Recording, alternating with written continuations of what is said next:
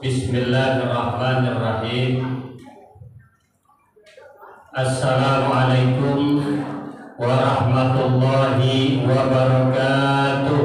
Waalaikumsalam warahmatullahi wabarakatuh. Alhamdulillah, alhamdulillah, walhamdulillah, summa alhamdulillah. Alhamdulillahi rabbil alamin. Allahumma salli ala sayyidina Muhammad wa ala ali sayyidina Muhammad.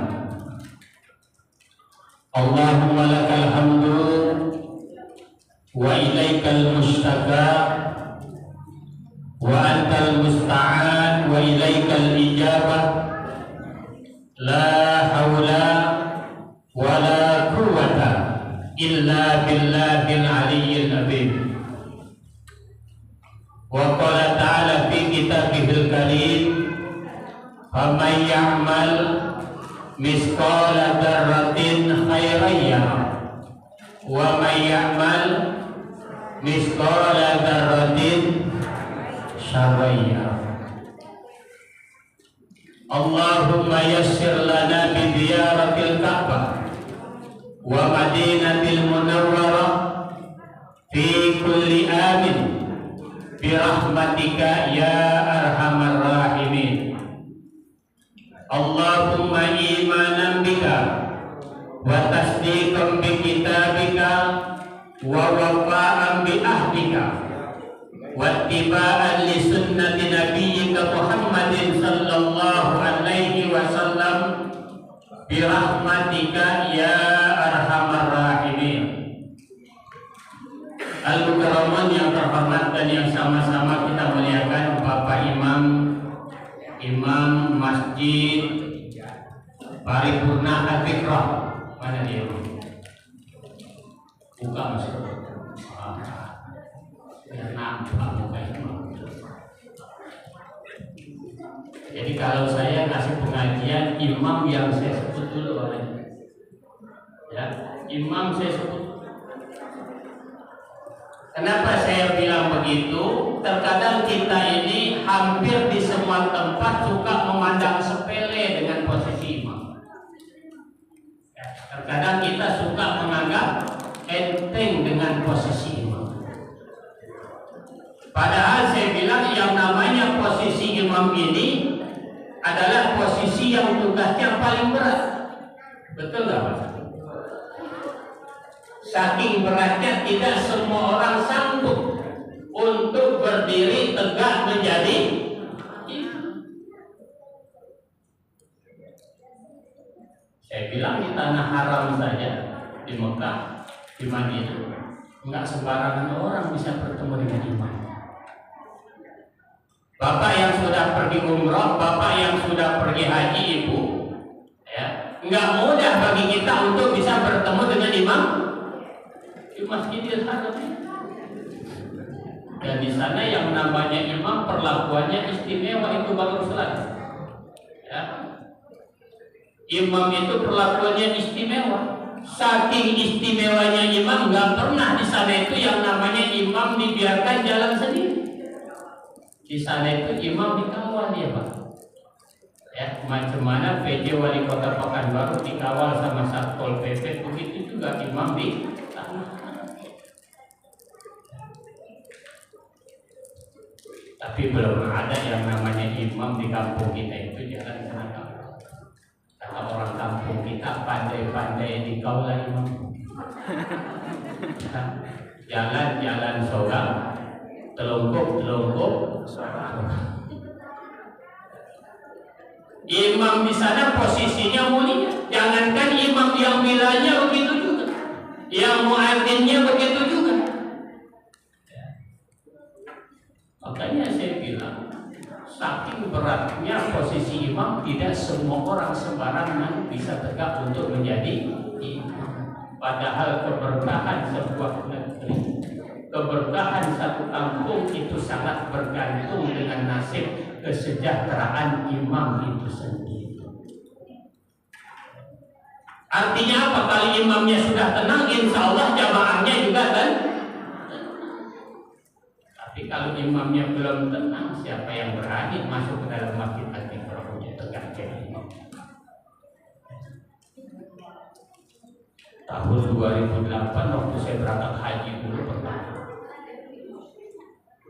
kami tinggal di kawasan Ma'abdah 2 km dari Masjidil Haram.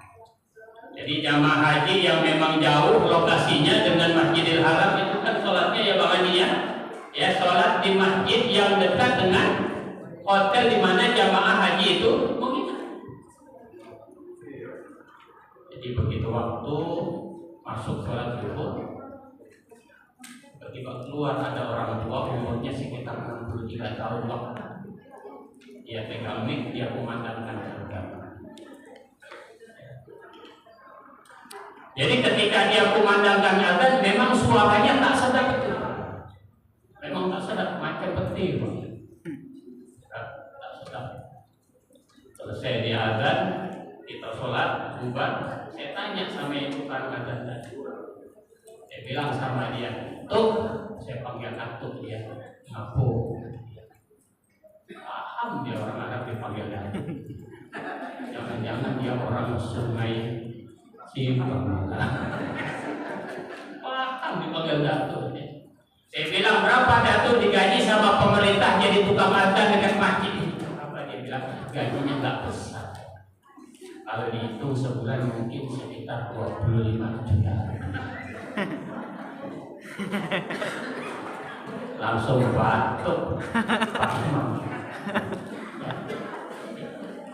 Itu baru tukang azannya itu Bang Mar. Yang gajinya sudah 25 juta rupiah. Bagaimana dengan imamnya? Ya, di kampung kita imam kalau salah digaji sampai 25 juta. Ya, dapat 10 juta aja. Jadilah. Bagaimana kira-kira Pak Imam Suai itu?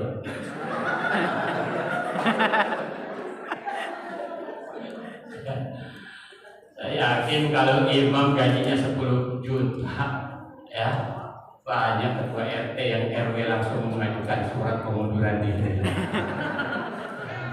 Semuanya siap berebut mau jadi imam.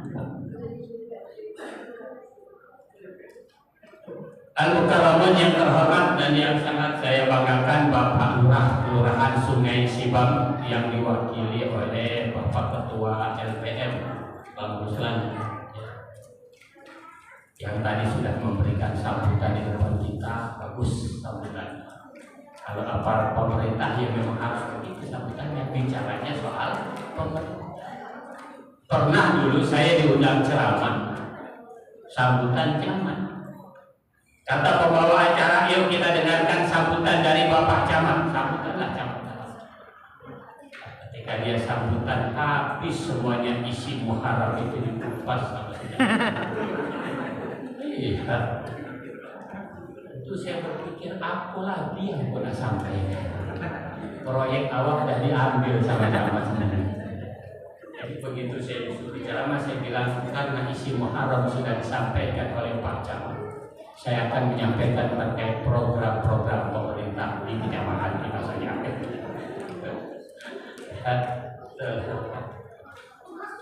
Al-Mukarramun yang terhormat dan yang sangat saya banggakan, Bapak Ketua Masjid Paripurna Al-Iqra' yang nama lengkapnya bernama Maulana Husain.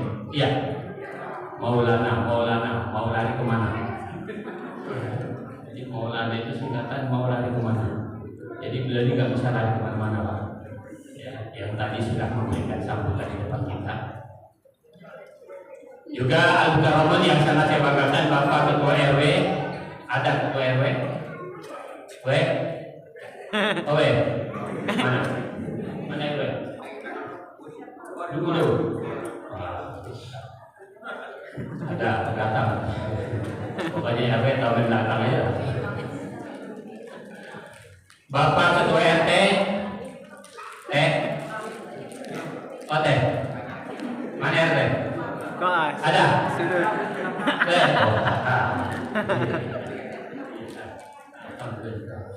RT-nya orang-orang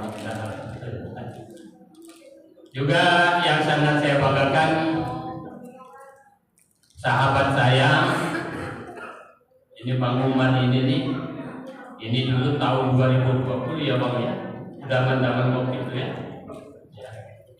Beliau kepala bidang di dinas sosial, waktu itu saya PLT kepala biro kesra. Ya, sibuk kami mendistribusikan ya sembako ya Bang ya. 2020-2021. Udah berapa tahun pensiun Bang? 3 tahun ya? 3 tahun alhamdulillah sehat. Tadi begitu salaman saya agak terkejut, saya lihat kok makin gelap aja nampaknya. Ya, apakah ini pengaruh karena air hitam ini atau kawasan air hitam ini makanya jadi agak gelap. Juga yang sangat saya banggakan abang saya, Bang Haji Ashari, yang saya tengok sudah lama saya tak jumpa dengan beliau. Terakhir ketika MTQ di Dumai kemarin, saya masih berbual-bual dengan kawan tentang beliau. Ya, dan tiba-tiba beliau telepon saya, Ustaz bisa nggak kasih pengajian? Di mana Bang? Di masjid kami. Di mana itu? Dekat Sungai Sibang, Masjid Paripurna Hati Keramat. Selagi sehat, panjang umur, tidak mati mendadak. Insyaallah saya. Bapak dan Ibu, orang tua kami, para sesepuh tokoh masyarakat, para alim ulama, asatidzah, para hujjah dan hujjajah yang hadir pada kesempatan malam hari ini, yang namanya tak dapat saya sebutkan satu persatu, yang nampak maupun yang separuh nampak. Karena ada Pak di sini jamaah yang tak nampak dengan mata kita, tapi dia duduk berselempot bersama-sama. Berselempot tahu apa selempot? Bapak tahu selempot Pak? Bahasa Inggris tuh. Ya, duduk berselempot. Mereka di bibuknya aja. Rumah manis tanda sayang itu orang Melayu. Duduk berselempot ya. Ada makhluk yang tak kasat dengan mata kita, yang tak nampak dengan mata kita. Hari ini mereka duduk bersama-sama dengan kita. Mudah-mudahan kita yang hadir pada kesempatan malam hari ini semuanya Allah akan catatkan nama kita sebagai calon-calon penghuni surganya Allah Subhanahu wa Ta'ala. Amin. Ya Rabbal Alamin. Bapak dan Ibu jamaah yang dimuliakan oleh Allah, kata pepatah tak kenal maka tak sayang maka tak. Karena yang saya kenal di sini cuma 2 orang nih, Pak Umar satu sama Pak Haji Ashari. Ya kan? Apalagi baju yang belang-belang tuh yang lagi makan gue. Ini panitia tadi ngeluarkan konsumsi salah tadi. Ya begitu saya mau naik ke mimbar ini baru keluar konsumsinya. Tak sempat saya makan lagi ya. Santai ya.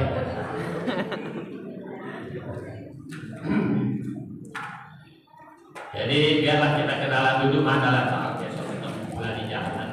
Ibu lihat saya, ya karena nggak kenal sama namanya, ibu bilang, itu macam bapak yang semalam. Kan bahaya kalau dengar bapak itu bapak yang semalam. Ada suaminya semalam di mana mau jumpa sama bapak? Ya. Nama saya Sofwan Muhajir. Ya, nama saya Sofwan Muhajir. Kampung saya di Bengkalis. Ya, kampung saya di Bengkalis. Di sini saya tinggal dekat Simpang Tigo, ya belakang Polsek Bukit Raya. Nah itu alamat saya. Bekerja saya di kantor gubernur, di Biro Kesra, Sekretariat Daerah Provinsi Riau. Itu tempat kerja saya. Nomor telepon 0821 7019 5566. Ya, gitu lah, di waktu selanjutnya.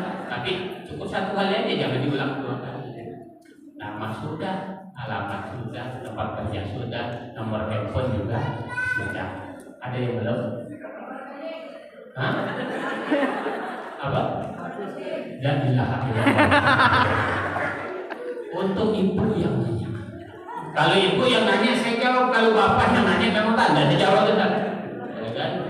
Kalau status dari 5 meter dari pintu rumah perjaka ting-ting. 5 meter dari pintu. Tapi kalau sudah masuk ke dalam rumah saya, alhamdulillah anak orang rumah saya 4. Ya, anak orang rumah saya 4. Kalau saya nggak punya anak. Kalau Ustaz berapa anak? Cepat akhirnya. Ya kan, kalau sempat dibilang 3, tentu saya tanya dari mana sudah 2. Ya kan? Itu yang motor-motor itu anaknya nomor 2 kan? Ya, nah itu yang nomor 2. Itu yang motor hitam, itu yang nomor 4 itu. Nah, itu ada. Sengaja pengawal. Maklum kalau malam bapaknya tak nampak sangat. Bapak dan Ibu orang tua kami jamaah yang dimuliakan oleh Allah, alhamdulillah hari ini kita sudah berada di minggu pertama daripada bulan Muharram. Tanggal berapa sekarang nih? Hah? 8, 9? 9 8? 8? Kalau 9? Belum? Oh besok 9, oke. Ya. 8 Muharram. Tanpa terasa. Kata baginda Rasulullah sallallahu alaihi wasallam, la taqumu sa'atu hatta yataqarrabul qamar. Kata Nabi, sesungguhnya kiamat itu belum lagi akan terjadi. Ya, kiamat itu belum lagi akan terjadi sampai apa kata Nabi? Sampai orang kelurahan Sungai Siwam merasakan waktu itu berjalan bukan main cepat. Kiamat itu belum lagi akan terjadi sampai orang kampung kita yang hadir malam hari ini merasakan, kita katakan, ya Allah, waktu berjalan bukan main cepat. Dan tanpa kita sadari memang begitu. Yang 1 tahun macam 1 bulan, yang 1 bulan macam 1 minggu, yang 1 minggu macam 1 hari, yang 1 hari macam 1 jam. Artinya apa? Dunia ini sudah semakin tua. Dan hari ini Bapak dan Ibu, saya katakan dunia itu sudah tua. Banyak orang yang sudah tua sebelum waktunya. Kalau dulu orang dimam cucu nunggu umur 70, 60, 65, 70 baru gendong cucu. Hari ini umur 35 sudah punya cucu. Betul kan? Banyak orang yang tua sebelum waktu. Makanya beruntung kita, andai kata dari sekian banyak aktivitas yang kita lakukan, begitu banyak kesibukan yang kita kerjakan, hari ini ternyata kita menjadi orang yang terpilih dan dipilih oleh Allah Subhanahu wa Ta'ala untuk hadir dan duduk sejenak di dalam majlisnya Rasulullah Sallallahu Alaihi Wasallam. Kata ketua masjid, jadi isi sama saya, Ustaz, ini kalau nggak hujan biasanya banyak jemaah. Ya, kalau nggak hujan biasanya banyak. Ya, mudah-mudahan Ustaz nggak kecewa, tidak berkecil hati. Saya bilang insya Allah tidak. Bagi saya yang namanya ceramah, pengajian, orang ramai maupun tak ramai nggak ada masalah. Orang banyak maupun sedikit hasilnya sama saja. Kenapa? Amplop sudah kena lem.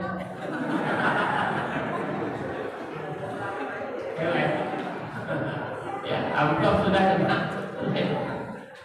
Mau banyak masuk. Malah saya ingin katakan kepada imam, malah imam yang harusnya jangan sampai berkecil hati. Ya, kalau seandainya sholat maghrib jamaahnya mungkin tidak sampai 1 jam, ya sholat subuh apalagi mungkin cuma 5 orang, jangan sampai berkecil hati. Kenapa demikian? Allah sudah sugesti kita. As-sabiqun as-sabiqun ulaikal muqarrabun fi jannatin na'im, sullatum minal awwalin wa qalilum minal akhirin. Allah sudah maklumkan itu di dalam Al-Quran kepada kita. Dalam urusan ibadah jangan kita berkecil hati. Karena memang nanti di akhir zaman itu dijelaskan oleh Allah di dalam Al-Quran, yang paling banyak masuk ke dalam surga adalah umat yang terakhir yang dihidupkan oleh Allah Subhanahu wa Ta'ala. Wa qalilum minal akhirin. Siapa itu? Umat yang hidupnya di akhir zaman. Tuh kan, tadi makannya. Nah, mewah. Ya kan? Makannya ibu makan dulu, makan nggak apa-apa. Ya kan, kalau habis kasih tahu dengan panitia. Kalau nasi mustaq yang begini, air aqua di aja begini kan, nggak pakai kawan. Ya Pak ya? Makanya Allah Subhanahu wa Ta'ala memberikan sugesti itu kepada kita. Dalam urusan ibadah jangan sampai kita patah semangat. Dalam urusan ibadah jangan sampai kita berkecil hati. Makin sedikit orang yang sembahyang di dalam masjid Al-Iqra, semakin beruntung kita. Berarti saingan kita untuk masuk surga tidak banyak. Kenapa? Ya, makin sedikit orang yang sembahyang ke masjid, berarti peluang kita masuk surga semakin besar. Kenapa? Karena saingannya tidak banyak. Bapak dan ibu orang tua kami jemaah yang dimuliakan oleh Allah. Pernah satu ketika kita Rasul bertanya kepada sahabat-sahabat, apa kata Nabi? Atuhibbu ayyadina qalbak. Waktu dari muhajir, waktu hasab bisa bayasina, wajudul jannah. Satu ketika baginda Rasul bertanya kepada sahabat-sahabatnya, maukah kalian aku tunjukkan satu amalan? Ya, amalan yang kecil, sepele. Ya, kita anggap mungkin gak ada apa-apanya, tapi gara-gara amalan yang sepele itu tadi bisa menjadikan sebab Allah ampunkan dosa kita. Ketika Allah ampunkan dosa kita, menjadikan asbab Allah masukkan kita ke dalam surganya Allah Subhanahu wa Ta'ala. Kalau ada orang masuk surga gara-gara syahid fisabilillah, wajar Pak. Namanya dia berjuang. Kalau seandainya ada orang masuk surga gara-gara dia rajin pergi haji dan umrah, wajar. Al-hajjul mabrur laisa lahu jazaa'un illa jannah biasa. Kalau seandainya ada orang masuk surga gara-gara sembahyang yang dia jaga juga wajar. Kalau ada orang masuk surga gara-gara infak, sedekah, wakaf yang dia tunaikan juga wajar. Tapi ada orang yang amalannya biasa-biasa saja, tapi lebih dahulu dia dipersilakan masuk ke dalam surganya Allah Subhanahu wa Ta'ala.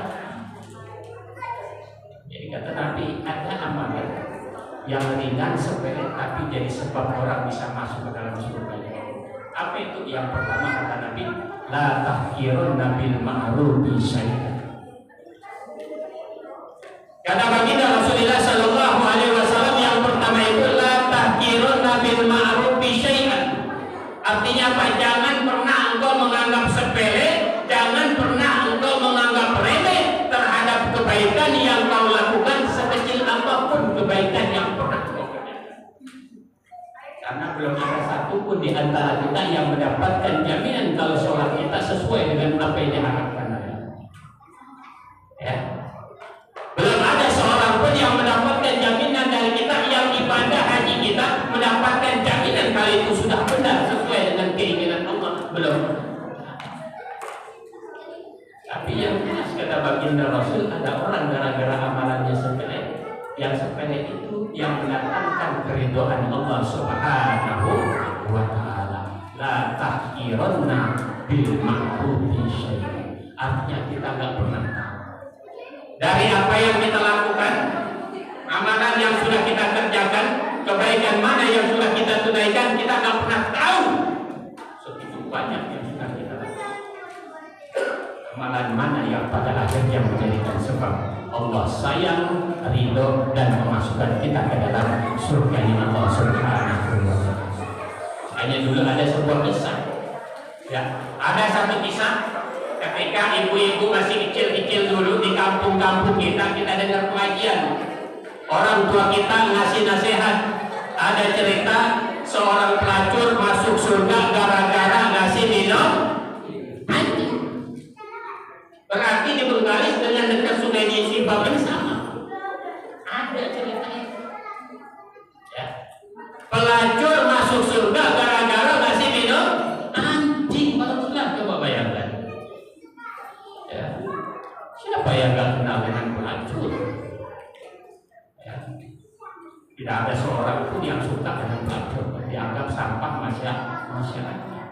Yang ngasih minumnya pelacur, yang dikasih minumnya anjing. Ternyata Allah nggak tengok pelacurnya, Allah tidak tengok anjingnya, tapi yang dilihat dan dinilai oleh Allah adalah keikhlasan, kualitas ketika si hamba tadi melakukan kebaikan di hadapan Allah Subhanahu wa ta'ala. Coba bayangkan, pelacur ngasih minum anjing aja bisa masuk surga.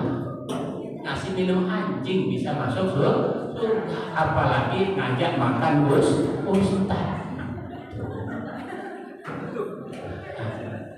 Saya nggak tahu nih malam ini habis acara drama ada makan atau tidak. Maulana, makan di mana? Di Sekwan aja kita. Iya.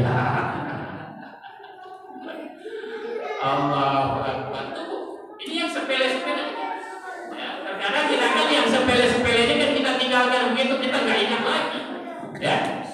Ini malam hari ini kita duduk dengar pengajian yang disiapkan oleh panitia, kan nggak tanggung-tanggung, macam-macam pemakan ada buah semangga, ada jeruk, ada pisang, ada salad, ada apa lagi tuh? Ya kan? Iyalah, pokoknya macam-macam kue itu tidak kenal apa lagi. Ya kan? Tentu ketika kita selesai acara berserah nggak barang nanti? Iya. Kadang ketika berserah kita tinggalkan begitu. Dan kata Nabi, man akhraja adab fi masjidin min masajidillah fa inna dzalika mahurul in fil jannah. Apa kata baginda Rasul? Ketahuilah hai orang Sungai Sipam, kata Nabi ini. Tahu Nabi di Sungai Sipam banyak orang Islam.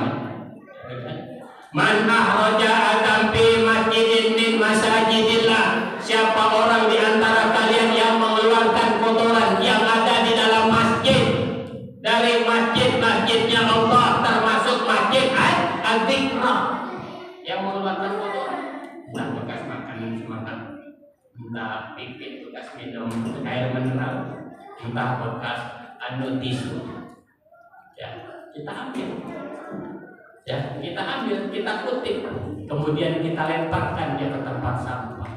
Kata Nabi, ketika kita ambil kotoran yang ada di dalam masjid tadi, kemudian kita campakkan ke dalam tempat sampah, apa ganjarannya kata baginda Rasul? Fa inna dzalika mahurul in fil jannah. Ya. Ketika kita ambil kotoran tadi, kita keluarkan sampah yang berserakan tadi, kita letakkan di tempat sampah. Begitu kita letakkan, apa kata Nabi? Fa inna dzalika mahurul in fil jannah. Sesungguhnya ketika sampah itu kita ambil, ya, pada saat itu kita sedang memberikan mahar yang terbaik untuk bidadari surganya Allah Subhanahu wa ta'ala. Ternyata untuk dapat mahar bidadari surga nggak perlu yang mahal, mahar kuntit sampah yang ada di dalam masjid. Ya, bidadari. Bapak pernah tengok bidadari? Pak Ruslan, pernah tengok bidadari nggak? Lah itu ya, kira-kira mana cantik bidadari sama orang rumah? Ah ya betul nih. Oke. Bang Umar, sebelah kanan bidadari nih, sebelah kiri orang rumah. Kira-kira mana yang dicekau dulu nih?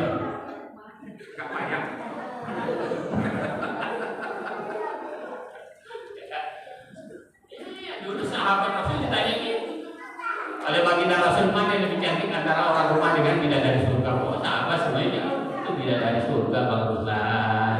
Nggak ada ceritanya. Abu Bakar bilang bidadari ya Rasulullah, Umar bin Khattab juga bilang bidadari ya Rasulullah, semuanya bilang bidadari. Ya kan? Bang Maulana, ya mana cantik orang rumah sama bidadari?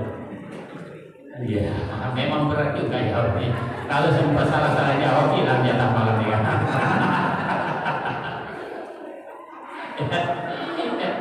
Pak, bidadari surga itu dipuji Allah dari dalam Al-Quran. Wahurun inun ka'amsalil lu'lu'il. Makna dikatakan bidadari surga itu seperti seperti permata yang tersimpan rapi yang belum pernah terjamah oleh tangan manusia.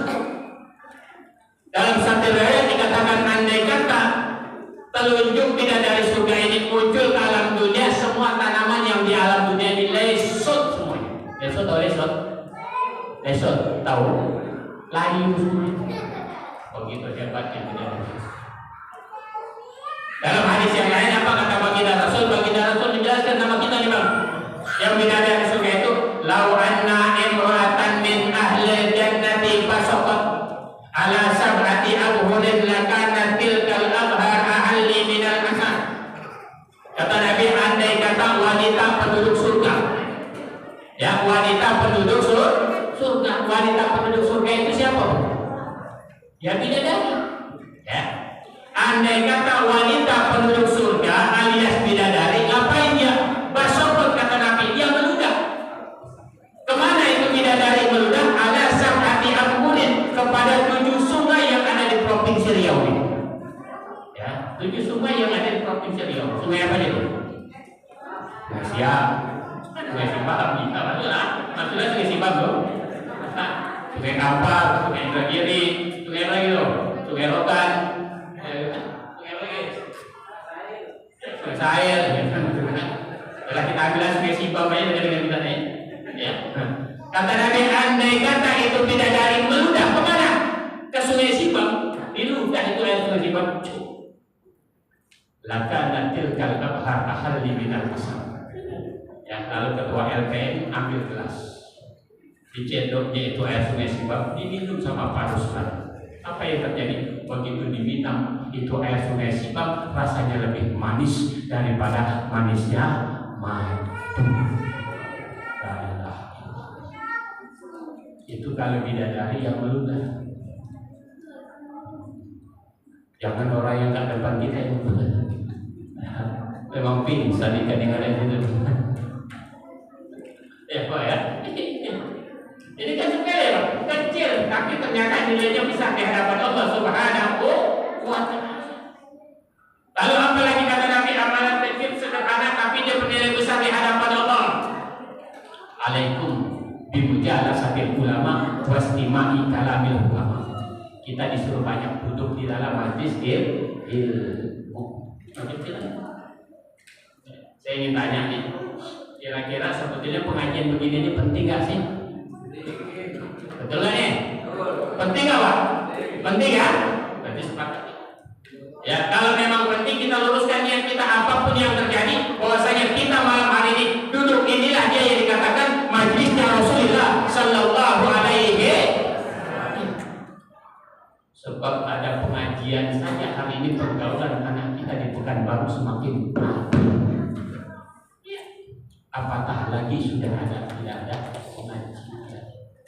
Anak-anak kita yang duduk di bangku SLTA hari ini Bang, kalau kita orang tua kurang kontrol bisa berbahaya. Pernah satu ketika saya diundang ceramah di sebuah kampung di salah satu kabupaten yang ada di provinsi Riau. Ya, 1,5 jam saya ceramah, habis ceramah saya dipanggil ke rumah kepala desa, diajak makan. Ya, sambil makan kepala desa bercakap dengan saya. Dia bilang, Ustaz, yang Ustaz sampaikan dalam ceramah tadi betul semua. Malah saya lihat Ustaz ceramah macam nampak apa yang sedang terjadi di kampung kami hari ini. Dia bilang macam nampak. Sudah berubah pula Ustaz macam bohong. Macam nampak. Lalu saya bilang, emang ada masalah apa di kampung Bapak? Kata kepala desa tadi, kampung kami baru kena musibah Ustaz. Apa musibahnya? Ada anak gadis kami yang duduk di bangku kelas 1 SMP ketahuan sudah hamil 7 bulan. Anak kelas 1 SMP ketahuan sudah hamil 7 bulan. La haula wala quwwata illa billah. Kan bahaya. Kalau 1 SMP itu kan masih kecil kan? Kecil tahu? Kecil betul, ya, kecil betul, baru lulus SD semalam. Tapi dia pergaulannya bukan main dahsyat hari ini. Lalu saya bilang sama kepala desa, cepat dicari budak jantannya, jangan dibiarkan lama-lama, nanti makin lama perut budaknya makin kembang. Jangan sampai dia beranak dan jelas siapa bapak moyangnya. Kata kepala desa, alhamdulillah Ustaz, jantannya sudah dapat. Kenapa belum dikawinkan? Masalah yang kedua muncul. Apa masalahnya? Jantannya 8 ekor. Ya, 8 ekor. Jantannya 8 ekor. 8 orang. La ilaha illallah. Biasa. Kalau sampai 8 orang siapa yang datang? Makanya saya bilang, ya masih ada pengajian saja sudah seperti itu hari ini pergaulan anak kita. Apatah lagi kalau seandainya di kampung kita ini sudah tidak ada lagi yang namanya majelis ilmu. Kita kadang orang tua sayang sama anak sayang, tapi sayang bukan berarti apa yang jadi permintaan anak kita harus kita kabul. Ya. Bapak dan Ibu jamaah yang dimuliakan oleh Allah, sudah jam 10 kurang 10 menit. Itu baru pembukaan. Belum ceramah tuh baru pembukaan. Macam mana lanjut nih? Nah begini, intinya gini. Saya ingin mengajak, ini kan pergantian tahun nih. Yuk kita muhasabah ini. Ya, sayang andai kata sisa umur yang diberikan oleh Allah sama kita ini tidak kita manfaatkan dengan baik. Kemarin ada kawan saya, ingat kawan saya. Ya, sama-sama kawan. Ya, mungkin Pak Maulana saya tahu. Almarhum itu menantu Pak Arif. Ya, kakak di Birkesan, sama dengan saya. Pak Romi. Hari Jumat, ya, hari Jumat saya telepon dia pagi. Saya bilang, bro, telepon aku nih, aku rumah. Dia jemput saya. Ya, dia jemput saya. Ya, dia jemput saya ke rumah. Bawa saya ke kantor. Ya, begitu masuk waktu sholat Jumat, kami sholat Jumat ada di masjid Akromuna Kubri di Bogor. Ya, renang kami sholat Jumat. Habis sholat Jumat saya makan nasi padang dekat samping kota. Ya, sambil makan saya malah tahu sebenarnya. Ya, bukan menunya makan. Kalau sudah sampai keluar rumah. Terus saya makan, kami balik ke kantor. Ya, balik ke kantor. Dalam perjalanan teman kita ini pegang badan saya. Ustaz masih panas badannya. Ya Ustaz nggak usah badannya. Ya, karena saya memang lemah. Ya, besok Sabtu kan libur. Ya, Sabtu libur. Jam 6 lewat 38 menit. Kawan saya tadi, Pak Robi tadi, dia WA saya. Ya, dia WA saya. Apa dia bilang? Bagaimana keadaan Ustaz? Sudah sehat? Saya bilang, alhamdulillah masih ada nomor. Masih ada. Kemudian jam 8 habis sholat isya dia masih WA lagi dengan saya. Ya kan dia bilang begini, bro, aku pun nampaknya sudah mulai demam juga. Ya, aku pun sudah mulai demam juga. Mungkin aku korban pertama. Dia pokoknya obat yang dia minum. Jam 9 lewat 10 menit istrinya tertelepon. Ustaz, abang dah tak ada lagi. Ya, abang dah tak ada lagi. Berarti itu WA terakhirnya. Padahal rencana subuh itu dia nak ajak saya untuk acara dia gerakan sholat subuh berjamaah minggu ini. Jam 9 lewat 15 menit istri telepon, Ustaz, abang dah tak ada lagi. Padahal baru saja dia. Ini artinya kita tidak pernah tahu. Ya. Kita kan yang hadir hari ini hidup kita kan cuma menunggu giliran. Betul tak? Iya, kita nggak pernah tahu di segini banyak ini.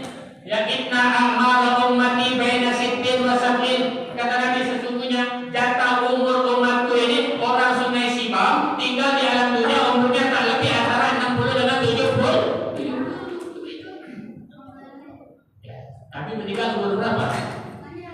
60 ya. Kalau hari ini ada yang umurnya 62 tahun lebih 9 bulan. Ya siapa? Kata lama gitu kan? Iya Pak. Iya kan? Segini banyak.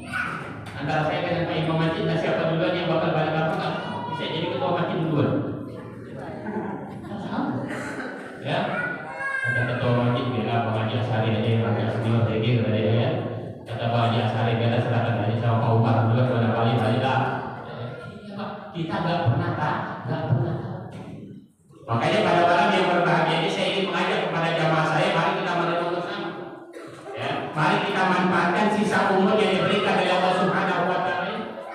Alangkah sedihnya kita, alangkah bodohnya kita, andai kata hari ini kita masih diberikan kesempatan hidup oleh Allah 1446 Hijriah, tapi kita tidak bisa menyelesaikan umur kita dalam kondisi husnul khatimah. Dulu ada seorang ustaz namanya Komarudin, dia pegawai negeri, ya. Di mana dia kerjanya di rumah sakit Islam di Jakarta. Ya, 32 tahun jadi pegawai negeri. Kerjaannya ngapain? Itu ustaz kerjaannya cuma satu, mentalkinkan kalau ada pasien yang mau mati. Ya. Kerjaan ustaz itu cuma mentalkinkan kalau ada pasien yang mau mati. Ya. Ustaz Omar, tolong ditengok itu kamar berapa 302. Siapa namanya? Umar. Contoh. Namanya Umar. Tidak minta. Ya. Hasil apa kata Ustaz Omar tadi? 32 tahun. Ya, dia mentalkinkan pasien yang mau mati itu sudah hampir 1000 orang yang dia talkinkan. Ternyata dari 1000 orang pasien yang dia talkinkan itu ternyata cuma 7% saja yang ketika ditalkinkan mulutnya sanggup mengucapkan 2 kalimat syahadat. Oh ya, ini yang ingin saya sampaikan.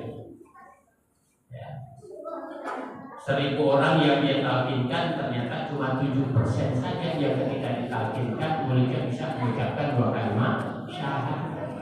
Berarti 7% dari 1000 berapa orang? Hah? Berapa orang 7% dari 1000? 70. 1000 yang mati tadi ternyata cuma 70 orang saja, Pak. Yang ketika dibisikkan di telinganya, la ilaha illallah Muhammadur Rasulullah, cuma 70 orang saja yang dibisikkan. Yang terbelah, yang terlebihnya dibuat bisu oleh Allah. Yang penting kan ini sekarang, bagaimana kita yang dengan sisa umur kita bisa menyudahi kehidupan kita ketika kita tinggalkan alam dunia. Begitu diambil roh kita, boleh kita bisa mengucapkan asyhadu anna ilaha illallah wa asyhadu anna Muhammadar Rasulullah. Ya, kita. Maka betul kata Nabi, kalau engkau melihat orang itu hebat atau tidak, orang itu mulia atau tidak, orang itu bakal tempatnya ditinggikan oleh Allah atau tidak, jangan kau lihat dia hari ini. Ya. Kalau engkau melihat orang itu hebat, jangan kau lihat hari ini. Kalau hari ini mungkin dia jalan pakai supir, pakai ajudan, ada pengawalnya. Ya hari ini. Tapi kata Nabi, bukan itu orang yang hebat. Kalau engkau mau tahu orang itu hebat atau tidak, kapan kau tengok? Wa innamal a'malu bil khawatim. Tengok bagaimana ketika si fulan tadi menyudahi, mengakhiri kehidupannya di hadapan Allah Subhanahu wa ta'ala. Ketika dia mati, bisa nggak boleh mengucapin la ilaha illallah Muhammadur Rasulullah. Itu baru kau tahu orang hebat. Bukan hari ini. Ya, kalau hari ini jaknya nggak tanggung-tanggung, jubahnya nggak tanggung-tanggung, kopiah nggak tanggung-tanggung, pangkatnya bukan main tinggi hari ini. Tapi kata Nabi, orang yang hebat bukan yang seperti itu. Yang hebat itu kata Nabi, kau tengok wa innamal a'malu bil khawatim. Ketika dia mati besok, mulutnya bisa nggak ucapin la ilaha illallah Muhammadur Rasulullah. Mudah-mudahan kita yang hari malam hari ini adalah orang-orang yang akan dipilih oleh Allah, yang ketika menyudahi kehidupan kita, boleh kita diberikan kemampuan bisa mengucapkan 2 kalimat syahadat baru kita hebat. Kan itu lah. Dari 1000 orang cuma 70, berarti yang 930 orang itu semuanya dibuat bisu. Artinya bisa jadi orang yang paling pandai bercakap sekalipun bisa dibuat bisu ketika rohnya diambil oleh malaikat Israel. Mungkin sebaliknya, orang yang bisu malah ketika dia meninggal dunia, mulutnya pasir, bisa mengucapkan 2 kalimat syahadat di hadapan Allah Subhanahu wa ta'ala. Gak ada yang mustahil. Ya, gak ada yang mustahil. Kalau memang Allah sudah berkehendak. Lalu Jabal Uhud aja bisa mencatat.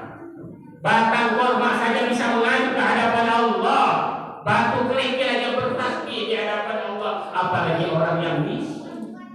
Kalau Allah berkehendak, pasti mengucapkan 2 kalimat syahadat. Sebaliknya orang yang paling pandai bercakap, ya kalau rapat, tahu dia aja yang paling ngomong Pak. Ya kalau sudah berdebat bertekak, dia adalah awan Pak, dia adalah orang yang paling hebat ngomong. Tapi belum tentu bisa jadi mati besok boleh jadi buat bisu oleh Allah Subhanahu wa Ta'ala. Mungkin yang bisu yang bisa bercakap di hadapan Pak. Bisa. Saya punya pengalaman Pak menikahkan orang bisu. Saya punya pengalaman menikahkan orang bisu Pak. Ternyata menikahkan orang bisu itu lebih gampang daripada menikahkan orang yang bercakap. Orang bisu itu kalau dinikahkan dia nggak banyak ngomong.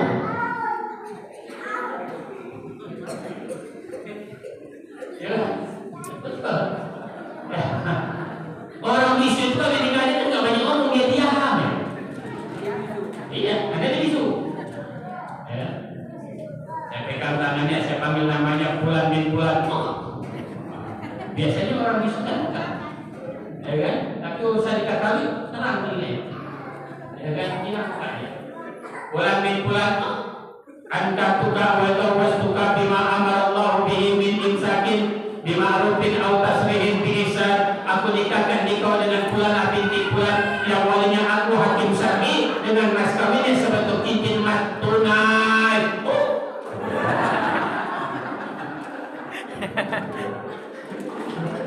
Itu hebatnya mau begitu bilang tuh naik nganggu bukan memang ada dia kan? Itu hebatnya orang itu. Ya tanya sama saksi, bagaimana saksi sah? Karena saksinya juga bingung. Saksinya juga bingung. Ini dia, ya bisa jadi yang bisu besok yang bisa menjadi 2 kalimat syahadat. Nah inilah yang ingin saya sampaikan pada pengajian kita malam hari ini. Apa sih amalan yang dapat kita buat? Gitu. Ya, dan kalau seandainya itu kita lakukan besok mati kita tinggalkan dalam niat, ya Allah berikan kepasihan mulut kita bisa kita untuk bisa mengucapkan 2 kalimat syahadat. Diselidikilah sama kita kemarin tadi. Yang 70 orang itu ditanya siapa istrinya, siapa suaminya, mana anaknya, siapa kawannya, di mana dia duduk, di mana dia ngopi. Ditanya apa sih kebiasaan kekuatannya? Yang ketika hidup di alam dunia, ketika mau mati dibisikkan, ditalkinkan di telinganya dengan kalimat la ilaha illallah, langsung bisa mengucapkan la ilaha illallah Muhammadur Rasulullah. Akhirnya ketemulah ada 5 jawaban. Dan sekian banyak jawaban-jawaban, ternyata ada 5 amalan yang sama yang dilakukan oleh yang 70 orang tadi. Maka dari itu andai kata yang 5 ini kita lakukan, yang 5 ini kita jaga, yang 5 ini kita kerjakan, insya Allah kita yang mendengarkan pengajian malam hari ini begitu mati besok tinggalkan alam dunia, Allah berikan kemudahan lisan kita untuk bisa mengucapkan 2 kalimat syahadat. Kalau sudah mati bisa mengucapkan 2 kalimat syahadat, la halal jannah, nggak perlu ditangis lagi. Itu yang terpenting dalam kehidupan. Ya, ada 5 jawaban. Yang andai kata 5 ini kita kerjakan salah satunya, insya Allah amalan ini akan menjadi asbab dan sebab Allah mudahkan lisan kita meninggalkan alam dunia. Ketika ruh kita diambil malaikat Israel, mulut kita pasti bisa mengucapkan 2 kalimat syahadat. Ada 5 amalan. Apa itu? Yuk kita tengok satu persatu. Yang pertama, apa sih yang diamalkan oleh orang yang 70 orang tadi ini? Ketika dia meninggal dunia dibisikkan dengan kalimat la ilaha illallah Muhammadur Rasulullah. Bisa ngikutin nih, la ilaha illallah Muhammadur Rasulullah. Ternyata apa lagi? Yang pertama, al-muhafadzatu bis-shalawat. Al-muhafadzatu bis-shalawat. Yang 70 orang ini ketika masih sehat hidup di alam dunia adalah orang-orang yang senantiasa menjaga waktu sholatnya. Bukan sholatnya, bukan waktu sholatnya. Ya. Kalau orang sudah bisa menjaga waktu sholatnya, otomatis sholatnya akan terjaga. Tapi kalau orang yang menjaga sholatnya kadang belum terjaga waktu sholat. Sholat kita kan banyak butuh waktu. Banyak kadang kita suka bermain-main dengan waktu sembahyang kita. Apalagi di kantor lurah ada rapat, ya di kantor RW rapat, ya rapat. Ya, tapi kalau anda sudah punya Allahu Akbar, tinggalkan itu semua. Ya, bukan yang terjadi kita ini begitu dengar azan lagi rapat, apa kata ketua RW? Azan sudah. Ya, rapat kita support dulu. Diam. Begitu muadzin bilang la ilaha illallah, azan dah selesai, rapat kita sambung lagi. Salah ini. Ya. Tinggalkan dulu rapatnya, ruku dan sujudlah badan kita di hadapan Allah. Selesai sembahyang baru lanjutkan rapat ini. Allah panggil kita. Kalau kita dipanggil PJ wali kota aja bukan main lain, pokoknya. Iya, bukan main lain. Ya, dia panggil PJ wali kota. Ini Allah yang panggil kita. Terkadang suka kita buat main. Nah, perlakuan kita yang seperti ini dengan Tuhan kita yang salah. Maka dari itu ketika hari ini kita diberikan kesempatan dari Allah untuk bisa bertemu di momen 1446 Hijriah, yuk bersama-sama kita perbaiki kualitas ibadah kita. Yang mungkin kemarin sembahyangnya suka diukur waktu karena sibuk begini. Hari ini yuk kita lupa bagaimana kita memperbaiki kualitas ibadah kita menjaga waktu sholat kita. Sebab kata Nabi man ta'awana as-salat aqabahu bi khamsati asrina. Siapa orang yang bermain-main dengan waktu sembahyang, Allah siapkan 15 macam siksa. Di antaranya ini. Kata baginda Rasul, orang yang suka bermain-main dengan waktu sembahyang itu kau tengok yashtaqu alaihi ruhahu indan nazar. Kata Nabi, kau tengok besok ketika dia menghadapi proses sakratul maut, yashtaqu ruhahu. Bukan main sulit proses sakratul mautnya. Matinya pahit ya. Allah persulit yashtaqu alaihi ruhahu indan nazar. Allah persulit proses sakaratul mautnya. Ingat kata dari itu sakaratul maut itu sakit. Ya, kita lil mauti sakarat, kata Nabi sesungguhnya dalam kematian itu ada yang namanya sakarat. Ya. Dan baginda Rasul sendiri mengajarkan doa itu kepada kita. Allahumma hawin alaina fi sakaratil. Ini kenapa kan memang sakaratul maut itu sakit. Maka dari itu Nabi berdoa lagi untuk kita, Allahumma syahid ala mauti wa khaffif ala ummati. Karena Nabi sayang sama orang Sungai Sibang. Ketika Nabi menghadapi sakratul maut, apa kata Nabi? Allahumma syahid ala mauti wa khaffif ala ummati. Ya Allah, tolong kau perberat proses sakratul maut dan tolong kau ringankan sakratul maut yang dialami umatku yang tinggal di Sungai Sibang. Karena Nabi sayang sama kita. Rasa sakit sakratul maut kita sudah ditanggung oleh baginda Rasulullah sallallahu alaihi wasallam. Ini yang pertama, jangan bermain-main dengan waktu sembahyang. Yang kedua, orang yang bermain-main dengan waktu sembahyang, apa kata Nabi? Yudayyiqu bi qabrihi hatta tandamu Allah. Orang yang suka bermain-main dengan waktu sembahyang, yudayyiqu bi qabrihi, besok begitu mati jasadnya dimasukkan ke dalam liang kubur, begitu dipendam, dipijak-pijak sama tukang gali kubur, begitu mereka tinggalkan kubur, maka kuburan tadi akan menyempit dan mengimpit si penghuni kubur tersebut sampai patah tulang rusuk yang berbenturan antara yang satu dengan yang lain. Lalu kuburan itu pemandangan yang mengerikan. Maka kata Nabi ma'waitu man darabal qabru atau minhu. Jangan kita terkesima dengan pandangan kuburan. Kalau kita tengok di atas, tenang kan? Tenang kan? Gak ada kejadian kan? Tapi kata Nabi sesungguhnya tidak ada pemandangan yang paling mengerikan yang bisa mengalahkan pemandangan kuburan. Sekarang saya tanya sama Bapak tadi, kira-kira orang yang dipendam di dalam tanah itu hidup atau mati? Kira-kira orang yang di dalam tanah itu mati atau tidak?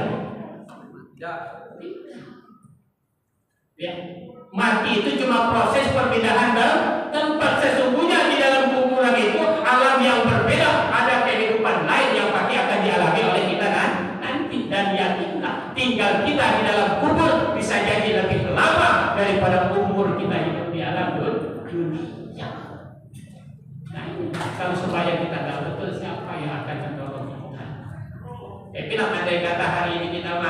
besok subuh kiamat aman nggak?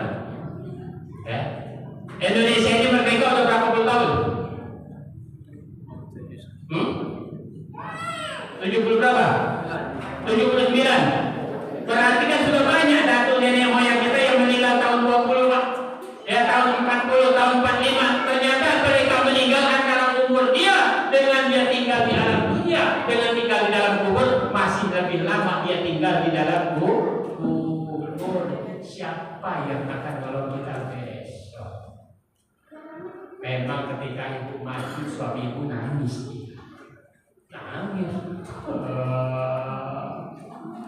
Biasa. Mana ada orang laki yang tak nangis ketika ditinggal sama tapi 3 bulan ya.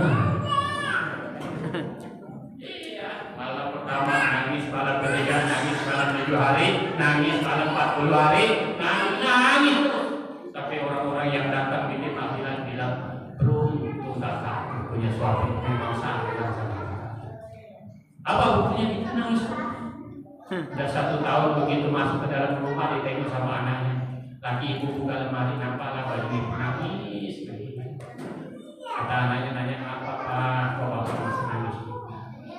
Tengoklah anak itu baju mangkau bukan banyak baju sekali. Ya kan? Iya baju mati tak terangin nangis. Ya, sayang baju mangkau mubazir. Kalau seandainya baju disedekahkan sama orang kan dapat juga pahala mangkau.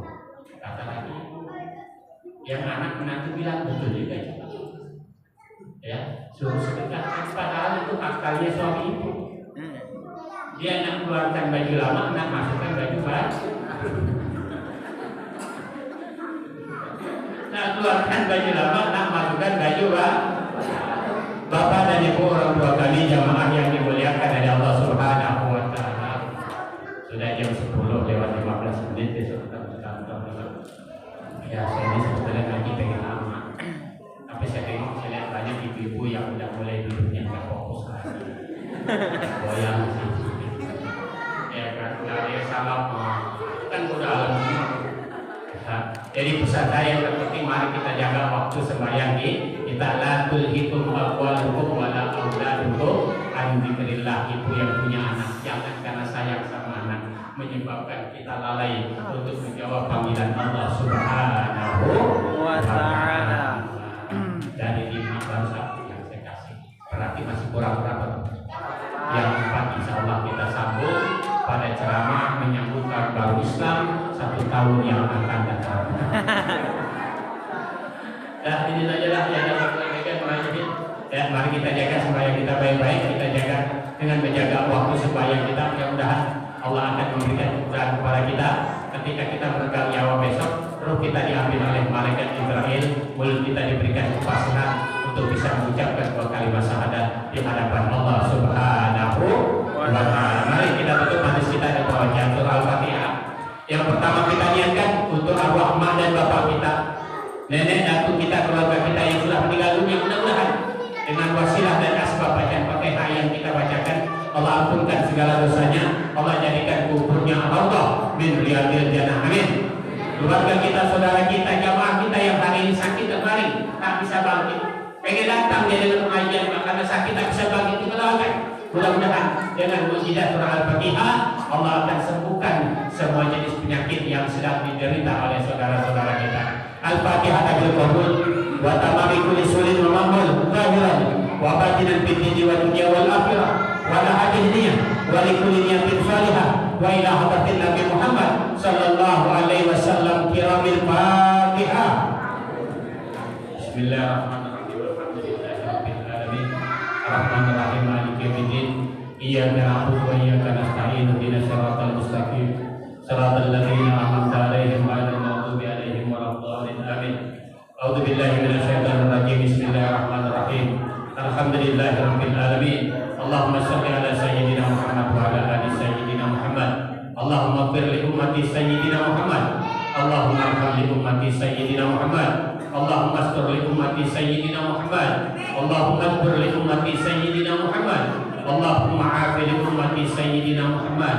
Allahumma farij an ummati sayyidina Muhammad farajan ajilan ya rabbal alamin. Rabbana atina fid dunya hasanah wa fil akhirati hasanah wa qina adzabannar. Walhamdulillahi rabbil alamin. Bapak dan Ibu jamaah yang dimuliakan oleh Allah, hanya ini yang dapat saya sampaikan. Lebih dan kurang mohon dibukakan pintu maaf yang sebesar-besarnya. Billahi taufiq